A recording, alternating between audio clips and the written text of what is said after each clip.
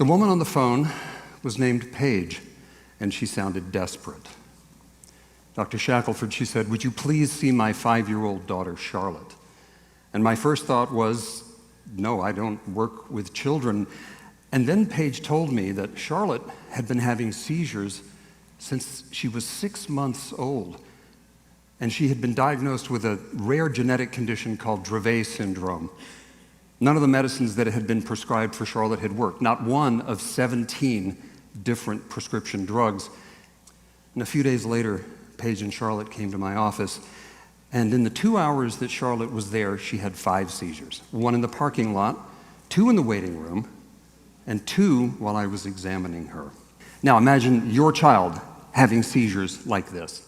Again, 300 a week, 3 an hour, every hour of every day for 5 years.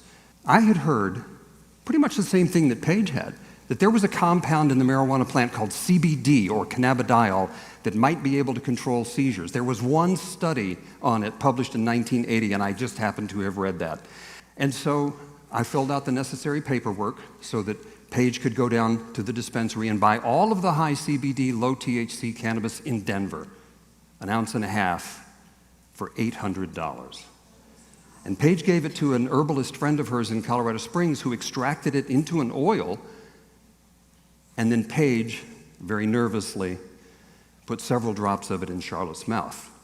And then finally, when Paige did call me, she said, "Dr. Shackelford, Charlotte has not had one single seizure for an entire week, not one.